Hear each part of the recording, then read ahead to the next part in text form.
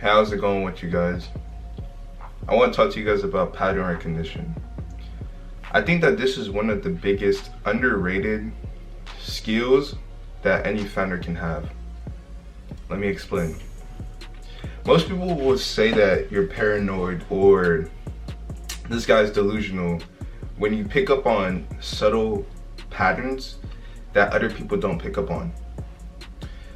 Let's say, for example, you're talking to one of your guys, right? Let's say you have a group of people and all of you guys are founders. And in this situation, in this scenario, let's say you needed a warm intro from one of your friends and all of them have VCs that they're connected with.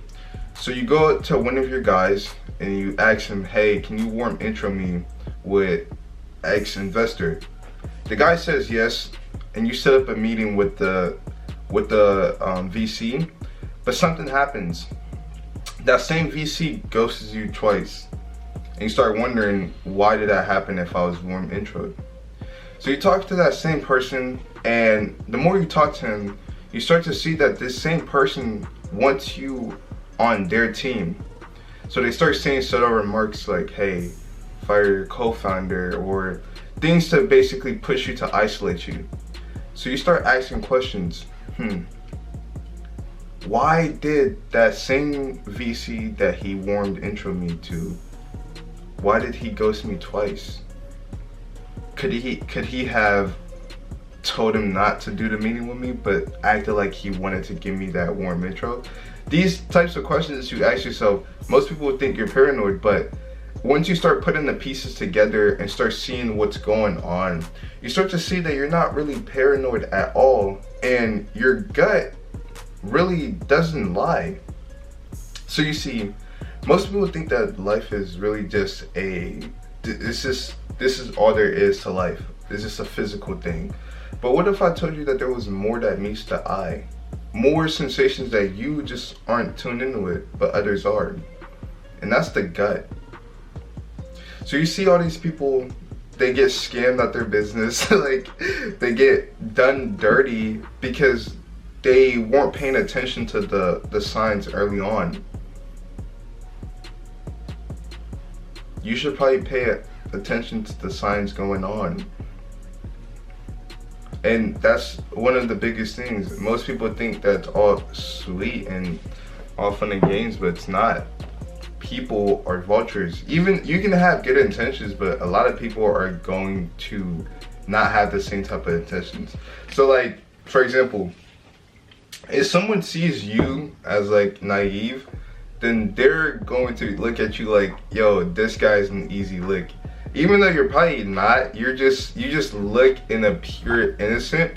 So people like to show their bottom when they think that they have one up on someone, or when they think someone's stupid.